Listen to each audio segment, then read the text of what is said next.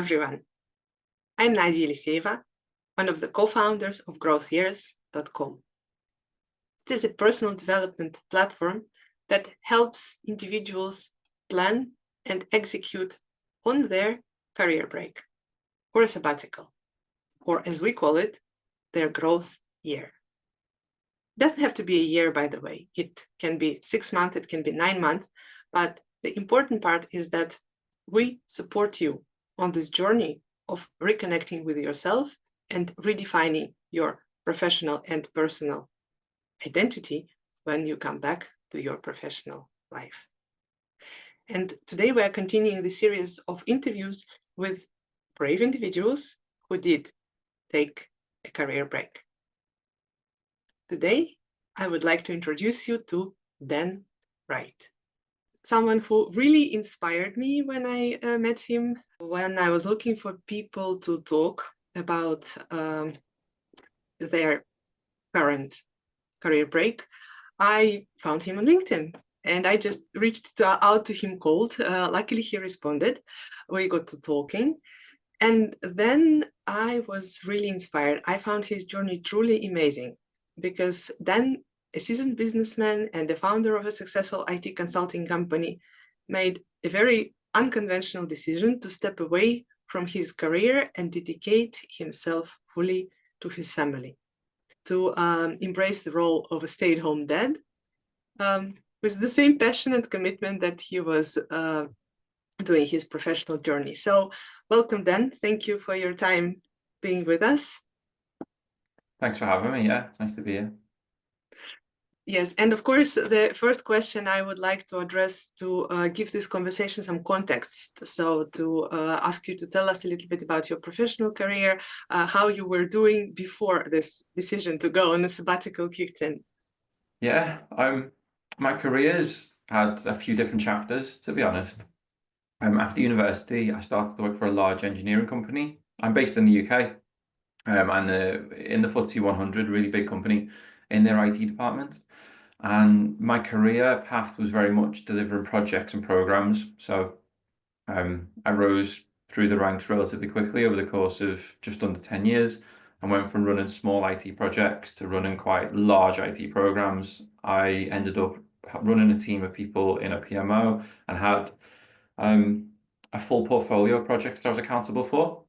And then I got to move into business transformation, which was a bit of a sidestep, running large programs, helping with integration after some acquisitions, that sort of stuff. So got a really nice set of experiences around how large organizations work, how to drive change into it, because every IT project needs a lot of change, and learn loads of really valuable skills. But then in 2017, I decided to step away, leave employment, a bit of a risky decision, and found my company, which was called Monochrome Consultancy. I started it in my spare room. Managed to convince my wife that it was a really good idea to, leave work, and she was fully supportive. She was brilliant. Quit and start a company. Really scary decision at the time. Had no customers, no sort of experience of running a business, but I had a lot of experience of doing other things that I wanted to bring to it. And for the first couple of years, truthfully, it was just me selling my time. I would work on behalf of customers, sell my time into them and deliver their projects, running their teams. But after a little while, I started to realign on the goal of growing and building a company that I was proud of, and so started to work on building the team, getting more customers, and I transitioned from being someone who ran projects, including that time customer projects, to being someone who ran a business. I hired more people, started to grow, started to win more customers so we could do things in parallel and consultancy engagements in parallel, have lots of things on the go. And over the course of about 5 years, I grew from the very small team we had to 30-something people. And we were doing lots of work. We did work with, for example, the NHS on one project and some councils in the UK, big, very large enterprise organizations. It was really, really good. And my business was my first baby. But then my wife and I had a son.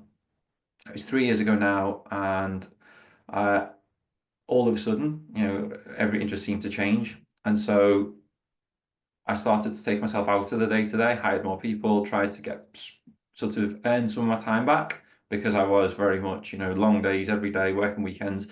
I did that somewhat successfully, but still didn't have as much time as I wanted. So I explored selling the company. And a really good group of people, a brilliant group based out of London called Curve, were interested. Met the founders, really good guys. And we shared a lot of the same values, the care for customers, the care for the team, it just felt like a really nice home for the business I created. They understood that I wanted to spend more time at home. I was upfront from the start with them, and they actually acquired my business, so I sold it and then spent 18 months working for them. So I was an employed managing director. So I had a chapter in my career where I was employed, a chapter where I ran my own business, then an 18-month chapter where I was employed again, being the managing director of the business that I had owned, but ultimately became one of 6 businesses as part of that group. Really good set of experiences working with a private equity backed organization. I'd never done that before. Big organizations are different to private equity, and the way the language, the behaviors, what's important. There's a lot of stuff that I learned which is brilliant. A lot of the core never changed. The who we were, what we were about, the way we showed up, the prioritizing customers didn't change. But I learned over that period that it was really difficult to be a great managing director and be a great dad. And ultimately, in that time as well, while after I'd sold the business, I had a little girl. So I had 2 children, and more I was getting pulled towards wanting to be at home. And so I found that whilst I'd put a huge amount, over 15 years in total into my career, and I got to a point where I was really pleased. Managing director, it's quite a tough position to get. I just didn't see that as my top priority anymore. And so I said, rather than be an okay MD and an okay dad, I'd rather try and focus on one. After selling the business to spend more time at home, I had a bit of a choice to make. So yeah, that's a quick 5-minute tour of what is a very long 15 years, but it's been exciting, and yeah, I've met loads of good people on the way. Thank you. I find this a very inspiring story. And there is one thing that you mentioned that kind of caught my attention when you said the first decision to create your own business was a scary decision. Now, it sort of brings the emphasis on how stepping into our fears is stepping actually into our power. So facing our fears is something that really empowers us. And I was curious if you also felt that taking a career break is a scary decision. It is. Any big life decision is a scary decision, but there are also risks. There's a huge amount of uncertainty in, what does the future look like after, whether it's leaving work to set up a business, taking a career break. There's a huge amount of uncertainty as to what the future might look like. But any risk you can plan around, and a calculated risk and a managed risk is something which is often worth going for. And so it was a really scary decision, same as taking a career break, but spending some time to save up a little bit of money so that we knew how long we had before I had to go and get a job at McDonald's if left my career. We ran out of money, couldn't pay the mortgage, so I go and get a job at McDonald's, which I'm not too proud to do. That we understood how long we had before, if it didn't work, we had to say no, that didn't work, change our mind and go back. We'd also spend some time very much planning for it. So, and we did something like we just got a mortgage on a new house, and we took a mortgage out over, in the UK, you can choose 5-year increments, and we took a mortgage out over 35 years. We could have afforded the mortgage over 20 years, but we decided to take it out in such a way that if I wasn't working, but my wife was, we could afford the house on her salary. So I never actually risked the house. A lot of people go, you just bought the house, you're risking the house. We never, we planned for that, and we would have been eating beans on toast. We wouldn't have had nice dinners or gone out to eat, but we spent some time taking what was a really scary life event and putting things in place to make it more manageable. And it's the same with a career break. You have to understand what you get yourself into, plan for it. What happens if it's not as good as you like or as good as you thought it would be? What do you do? And as long as you can consider those things in advance and take a sensible step, that's the way to do it. So yeah, it was scary, but ultimately nothing ventured, nothing gained. Right. I really love this, the way you approach it, like, the businessman talking, the calculated risk part. That's really something I enjoyed while listening to you. But one thing I was particularly curious about is this decision to take a career break. Was it comparable to, the apple, the famous Newton apple that just fell on your head at some point? Or was it more like you gradually grew into this decision? How did that tipping point happen when you actually did take the decision, I am stepping out and I'm going to be a stay-at-home dad? Well, I'd spent a few years trying to find that work-life balance and trying to balance family life and work life. And every time I took a step in a direction, I found that I was um, sacrificing something I was becoming worse at the thing which I was moving away from. And it's really tough to be very good at both, especially as a managing director where, you're accountable for the performance of the business. You've got a team of, 30 something people at the time who were reporting into me. And I was struggling to do both of those things very well. And so I spent a long time trying to balance that, not getting it right. And then I went on holiday. We we went to Norway. It was on my wife's bucket list of places to go and see the fjords. And we decided to, rather than fly and drive, that we were going to take a cruise because it's like a resort. And with the little ones, in the day there was lots for them to do, but then we could go and see these fabulous fjords. So I thought it was a really good idea, but I hadn't considered the being in the middle of the North Sea, you had no phone signal. So I couldn't check Teams, I couldn't check email, I couldn't speak to people at work. It was difficult for them to contact me and ask for decisions. And typically on holiday, I'd get a couple of WhatsApp messages or maybe a Teams message saying, sorry, want to leave you alone, but can you help with, X or Y, or, this customer's asked for this, should we do it? And so you never really switch off. But I did. I switched off for a week. I completely ignored work. I forgot it existed, and I realized I had the best week ever. I loved it. And I came back. My wife was still on maternity with our little girl. So she took a year out. And I realized that if I was to finish and take a career break then, I'd get sort of 4 months off with my wife. So, all of us would be off at the same time. And then after that, I'd be off. And like I do now, um, my wife works. I'm choosing to stay at home. But I realized that it was a really good time to do it. And because I'd just had such a phenomenal time, I felt less stressed. I felt, like really quite enthused. I had a conversation with the group MD of the business, that I was acquired mine, a really good guy called Mike, and explained to him, and he understood. And so we worked out a transition plan for me to leave. They put in an interim MD to take over from me, and we all worked really hard because you can't build a company for the best part of 10 years and not love it and care about it. We worked really hard to to make sure that me leaving didn't impact that. But the truth was, I'd said that my family was my priority for a few years, and I was doing bits towards that, but I never really lived that. I was saying it was the priority, my family's the priority, but I didn't really put them first until I made that tough decision. So yeah, it was a light bulb moment. It was being in the middle of nowhere with no phone signal where I couldn't work. I was disconnected by accident, and it made me realize that instead of choosing both, there was a place I wanted to be. And so yeah, that's what happened. I think it's actually sort of like a brilliant piece of advice for those who are considering maybe to go or not to go on a career break.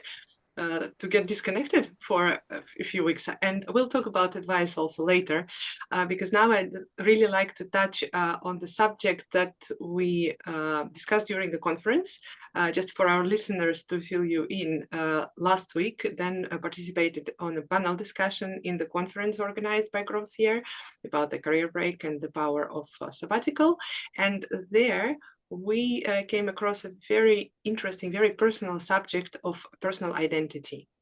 And of course, there's two parts of that personal identity discussion. There is the one that relates to how you perceive yourself, and there is the social part of how the society perceives you.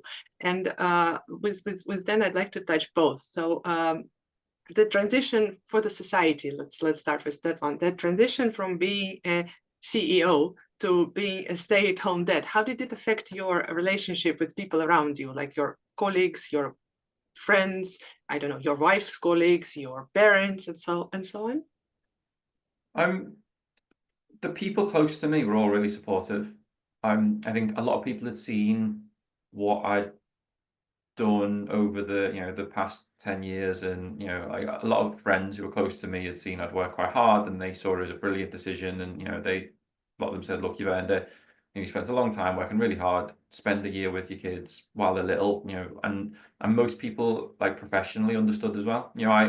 When I left, I did it in a way where I didn't go and compete with another business, or I didn't go and join a competitor. I didn't leave to do anything that had any impact, and I still stay on great terms with them. I speak to the team every now and again, and if I can be helpful, they know that I'm there. They pick up the phone if they need it. So I just understood what was important to me and made that decision, and people supported it. So colleagues, friends, they all supported it. However, there's an unfortunate, like, social response to telling people that, like, you're a stay-at-home dad. People assume that that means that you're perhaps not employed. And whilst people close to me know that I'd spent a long time, built a business, sold it, and that's allowed us to be in the fortunate position where I can take a year out and not worry about supporting us financially. We're safe and secure for the next year. My wife's got a great job. She's doing really well, and I'm really proud of her. But when I tell people I'm a stay-at-home dad, they make an assumption that I don't work, rather than I'm choosing not to work because I've found myself in that position, especially given my age. So at first I found that tough, and my identity was very much, I'm a company owner. Less so recently because I was an employed managing director, but even still, I'm a managing director of a consultancy company. In a social context, people go, "Oh, brilliant! What does that mean?" Or they tell us more. Whereas saying I'm a stay-at-home dad, people don't perhaps perceive it in the same way. So I was personally worried about what would happen to my identity. And the truth is, some people do see it that way, and they're not people I want to spend a lot of time with. I quite often will, if somebody looks down on someone because of a decision they've made, that's not someone who's going to be my friend. And I've also built a new identity. I'm Thomas's dad or Sophie's dad. At the kids clubs and stuff, and actually I quite like that, because I've never had that before. People don't defer to me. Like, in work, I once met a bunch of early careers people in Curve, and spent some time. I happened to sit on a hot desk around a bunch of 20-something-year-olds, really enthusiastic. They were brilliant, and we spent the day chatting, and I was working, but in between I was chatting to them. And then a couple of weeks later, one of them came up and said, "You never told us you were an MD. Why did that matter?"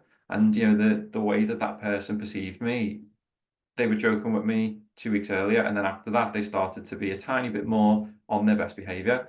And so people do change the way they act around you based on how they perceive you in some artificial social hierarchy or construct. And I quite like the fact that now I'm just me. I was worried about it, but I don't miss that. I just like people chat to me because they want to, and if they don't, they don't. So yeah, it did bother me, but now it doesn't. But identity is a huge issue for people who are considering a career break, because you spend a third of your life in work. You will have an identity wrapped up in that. So it's something which you do need to consider. Yes, and thank you for sharing this, because I do agree that a lot of us, like probably every 99 people out of 100, associate our identity with our jobs. And what you said, "Now I'm just me," I think that sounds very, very liberating for many people. And that's why I wanted to start our discussion with the social aspect, because now we can go back to deeper understand what helps you stand in your new identity. How did you find that new identity of being Sophie's and Thomas's dad instead of the CEO, or sorry, MD it's called in the UK?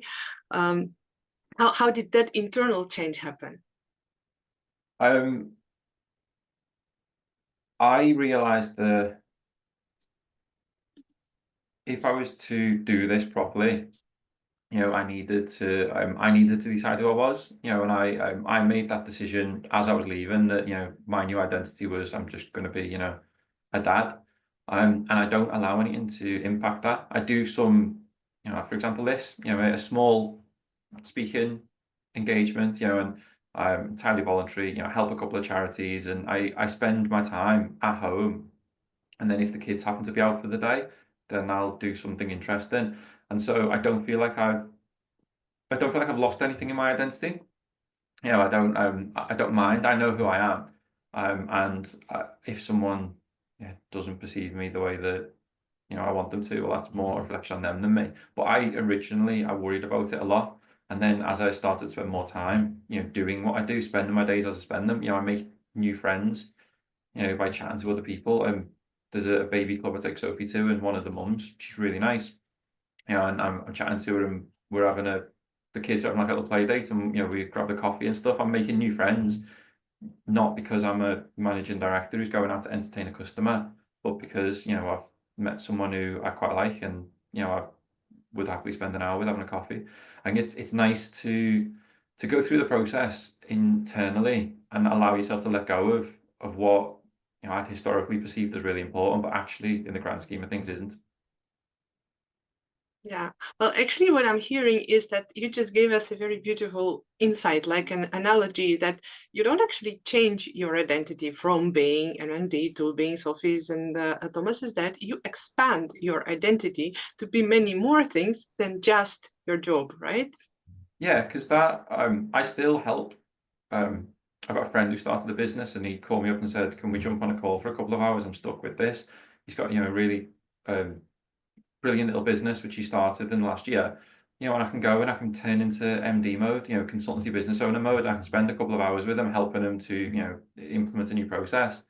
You know, I haven't lost that part of me. You know, it's just not the one that comes out first, you know, when I'm meeting new people. So Yeah. you don't lose anything. It's more you learn, you know, that you know, you just describe yourself this way in this context, or this way in this context, or in this social circle. I've called myself an honorary mum when someone said, "Dads aren't normally here." I was like, "I'm not a dad. I'm an honorary mum today." You know, Honorable. in a group of, you know, 10 other mums, and instantly the Mhm. guards were all let down, and I was just, you know, part of that social circle, and being able to do that, and you know, be yourself. But you know, the way you choose to introduce yourself, you tell your story every time you introduce yourself to Mhm. someone, and choosing which story of the few stories you've got to tell is, you know, is useful. So yeah, I feel like my identity's grown rather than shrunk. But as I say, that was a big concern when making this change. Yeah, and that's really interesting. That illustrates how our identity is actually a costume or a dress that you keep in your wardrobe, and you choose every day which one to wear. Yeah. And it sort of sounds like the gap year or this career break, stepping away and taking a look at your broader self rather than just the employed self, is giving you that freedom to choose your costume. Yeah, it does. And everyone's got that freedom anyway. You know, we typically don't do it. People say, "What do you do?" You know, as a Mhm. question when they meet you. But you can start, you know, you can lead when you're introducing yourself with, "Oh, by the way, did you see I like boxing. Did you see the fight the other day?" And you can, you know, you can start a conversation with someone, you know, or if you like football or soccer for those, you know, people who Yeah, call it the wrong name. You know, did you see the match the other day? You know, you can choose something that interests you, music, you know, art or what have you, and you can lead and start a conversation with that before someone asks, "What do you do?" You've got the opportunity to, you know, steer a conversation in a direction that, you know, you hope that person will latch onto, and you have a great conversation about it. And that then becomes, you know, the identity. There are people who know me as Dan who likes boxing, or Dan who likes films, you know, based on the stuff behind me. yeah, I've got friends who yeah, chat for hours about films, and that's the way they consider me to be. That's the costume in their mind when they consider me. And you know, everybody has the opportunity to do that. It's just we typically don't. You know, we don't lead with that. And so it's, you know, I find that to be fascinating. Well, this now you're touching a very interesting subject. That what do you do? In English, that question means what do you do professionally, right? So we immediately assume that we're talking about profession. But I am Russian, and in my language, that if you're asking about profession, you would ask who do you work as, and the question what do you do literally means like what are you doing? What are you busy with? Yeah. And So if I ask you the question, what do you do in a Russian manner? So on your daily life, now that you are not employed, that you're not going to work every day, or you're not working as MD every day, so what do you do? Well, I think it's worth taking a tiny step back. When I started my career break, I gave myself 3 goals. I set sort of three things I wanted to do. One, I wanted to spend more time with the kids. That was, and my wife, to be fair, but the kids were the reason why I left. And so we've done in the last 6 months quite a lot of travel. We've been to some great countries. My little boy's 3, and he's been to more countries than I had before I was 20. It's, but well, that's a brilliant thing. My little girl's been to more countries than I had by the time I was 20 as well. Actually, she's 1. But yeah, we've had some brilliant times traveling as a family. So that does take up a chunk of the time that we spend. The 3 goals were spend more time with the kids, get healthier. I will come on to that one in a minute, and then just pick up the guitar again, because I used to play guitar quite a lot, and I haven't for a while with work and life. So for the first one, I spend a lot of time with the kids. We travel, as I say, we go on days out. We've got places like Legoland in the UK, castles and different places to go. So we do, at least once every 2 weeks, we'll go off on a brilliant day out. And day to day, whilst I am at home looking after the kids, they do different things on certain days. My little boy goes to preschool part-time, so a few days a week, and my little girl also goes to some kids clubs and stuff. So I do a lot of taking them, dropping them off, pickups and what have you. But I also will spend a lot of time playing, building Lego, or, well, Duplo, because they're still a bit too small, and reading books. I'm learning new things so I can teach them, which is fascinating. So I spend a lot of time at home with the kids and with my wife, doing, like, genuinely building really, really exciting memories, things that will last forever. I also get up 6 o'clock every morning and go to the gym before the kids get up. The kids normally up at 7, so I get up, get out the house 4 days a week. When I left work, I wasn't massively healthy in 2 ways. Number one, I didn't call it this, but I was suffering from a lot of burnout, mentally trying to achieve 2 things at once and not being great at either of them. I was really struggling. I was under a lot of stress. I had physiological symptoms of that as well. I know you talk with some of the other people about that, and so I'm not going to go into it much, but I also had, I used to box years ago, and I know, what I'm like when I'm healthy, and I was nowhere near that. I was heavier, I was out of shape. I was running around with the kids and wasn't keeping up, so I decided to get myself back in shape. So 6 months later, I'm in much, much better condition, and that's how much I prioritize my health, because I have the time to do it. So rather than sit on the couch, most days up and out, spend an hour in the gym. And then the final one was play guitar, and I didn't think that through, because when the kids are awake, apart from playing Disney songs, I don't get a chance to play guitar. And then when my little one's having a nap, the guitar's too loud to play. So I failed epically at that objective. I went, when, I don't know, maybe in a few more years when they're older, I'll get back into that. But apart from strumming for an hour a week, I don't do that very often. But yeah, I prioritize, in building memories and enjoyable times with the kids. We don't sit in front of the telly. We, read, play, which is hard to do, having enough patience to do that. We go out, we explore, we travel, and then my own sort of selfish thing at the moment is, I've been spending a lot of time trying to get healthier. Yeah, so I think this story of yours illustrates how important it is to actually structurally plan your career break, which I personally think you're brilliant at. I mean, starting from the financial aspect that was, gradually planned throughout a few years in advance, and talking about how you spend your time now. You're also very focused on your goals, and I understand the guitar part, but we cannot predict that before we actually do have children and stay with children at home. So that's very, very human, and it's not for the lack of planning, but for the lack of you can't imagine yourself in a situation with kids before you're actually in a situation with kids. So yeah, I think a structural approach is something that's very helpful when you're planning your career break. But the question I wanted to ask you is if there are any other skills besides being very structured and the businessman type of personality, and any other skills from your business that now help you to manage your responsibilities at home, or manage your career break, or manage your time on your own? Yeah, there's two big ones. Number one, because I always ran projects, a project is a defined set of time with the outcome you need to achieve at the end. And so you set a goal, you build a plan, you go and do it. So a lot of the time I'm spending at the moment, I plan to be off, or at least, mostly off until my little boy goes to school in September. So in my mind, we should travel, spend time, build memories between now and September. So I'm actively investing in that. That is a goal. That's what I'm doing. So having a goal, building a plan, and I start at the end and work backwards, go, what do we want to achieve? And working towards that is good, because then you can book your holidays in advance. You can, know when you're going to be going to certain places, who's important, and, plan. Like we had a day this weekend with my family. We met halfway up and down the country, because my family are based in Liverpool and I live down south in the UK. So, we can spend our time wisely. We're not wasting it.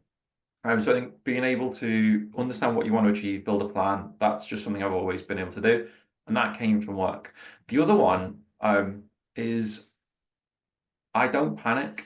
I've been in tough situations, both professionally and not professionally, and like personally, and I've learned how to manage those situations well, calmly, and not panic. And in life with kids, stuff happens.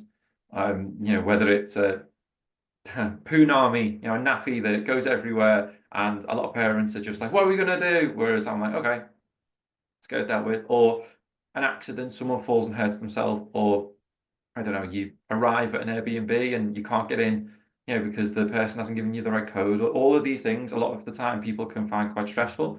Whereas I go, we'll solve it. It's not a problem. And I think kids feed off your energy. So if you are worried, they get worried. If you see a big dog and you start panicking, the kids will then start to be scared of dogs. And I think being quite unflappable, and my wife's good at this as well, is really, really useful, because our kids are becoming more and more resilient just by accident. They don't, when they fall over, they look at us, and if we go, "You're okay, get up," then they dust themselves off and get up. And I think a lot of that I learned professionally.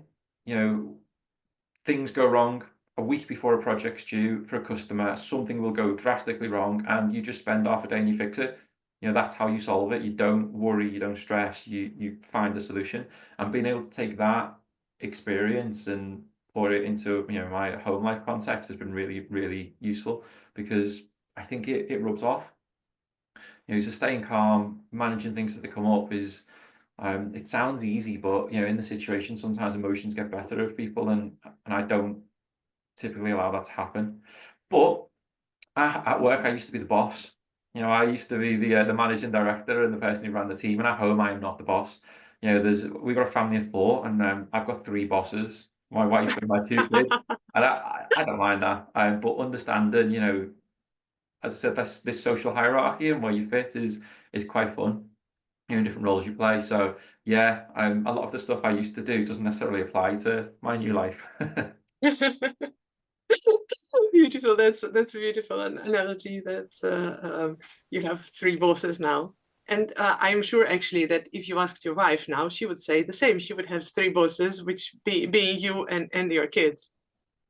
Yeah, But she's funny. She says that she's the responsible adult, and then she's got three kids to look after, because quite often, well, even though she works, and she'll come back, and the kids will be really happy, and they'll be fed and warm and clothed well, and they'll have played, and the house will be an absolute mess. There'll be Lego or what have you everywhere, and she comes over, she's like, you're clearly prioritizing the dad bit, not the stay at home bit, the domestic stuff. And so we laugh. But yeah, I think you're right. That everyone sort of understands the role that they play, and my role did change quite dramatically. So yeah, that's something which I've learned, and being adaptable, which it was a skill at work as well, because in the company, if something needed to be done, I wouldn't say I'm the boss, go and do it. I would do it. You know, if someone needed to scrub the toilets, then as the boss and the owner, especially if there's no one who's there to do that, you do it. You know, and it's a silly, a silly example, but there was no role where I wouldn't go, I will get stuck in and help. And that's a useful thing to bring to, to home life as well. So yeah, there's a few bits, but they are very different, different sides of life. Well, from my part, I don't hear is it a silly example. I hear it as a true example of leadership. And another thing that I heard that was music to my ears was the ability to, define a goal, build a plan, and execute on it, and apply this strategy to your gap year or to your growth year, as we call it, because this is exactly what we as a platform are offering to people who are considering going on a career break. We help you define your goals. You work with a coach to look at what you would like to achieve during this year or during this 9 months, 6 months, whatever period you choose. We help you build a plan. We help you execute on it. And the important part then, when your Airbnb doesn't open or when something goes drastically wrong while you're traveling, you always have someone to call. And that's important. And then looking ahead, what would be your advice to somebody who is now thinking about a career break? If I came to you and said, then I'm really thinking maybe I should go on a career break, what would you say? I'd say two things. I always look at it in terms of what would I think if I was looking back 10 years from now, and any major life decision. I often put myself into the future. I pretend I'm in the future looking back, and then I look at what is the right decision at that point, and would I be happy with myself or displeased with myself based on what I decided. And with any decision, I typically find I regret what I don't do. I don't regret what I do. And if I'd have set up the company years ago and it had failed, and I'd have gone and got my job at McDonald's, which I joked about, I still think I'd have been proud about having taken that step and tried it. And you miss 100% of the shots you don't take typically. So I'd say put yourself into the future. Imagine you're in the future looking back, and what would you wish you'd done? And once you are confident in the decision, then you have to build a plan. I'd say even better if you can try it. So rather than take a gap year, could you take 3 weeks or a month and go and do a mini version of what you plan to do? If you want to travel but you've never traveled, do a month of traveling. You don't need to give up your job at that point. If you can, because you get a taste for it, you understand. Looking after kids is a lot harder than I thought. It was going to be. You have to be more patient, and it's tougher than work was. But I hadn't fully understood that. I'd understood from the weekend, but my wife was always there with me. I wasn't. Sometimes I was on my own with the kids, but typically we would be a team, and going from that to being on your own with two is that can be tough. And I don't think I'd fully understood what I was getting myself into. I'd done it a bit, tried it a bit, but being able to try it for a couple of weeks is ideal. If not, make sure you've spoken to people, understood, built a plan, and know what you want to get out of it. Because this career break is likely to be a really important time in your life, and you don't make this decision lightly. So understand why you're doing it, what you want to achieve, and then make sure you do what you can to achieve that, so you don't waste the time. Because that's I personally would struggle with that, and I say I'm spending my time at home, not I'm wasting my time at home, and that's really important. So two pieces of advice: put yourself in the future and look back, and don't regret missing out on opportunities. And then make sure you've got a plan and you understand what you're going to do. They're the two pieces, I'd say. Wow, thank you, Dan, for sharing your remarkable journey with us.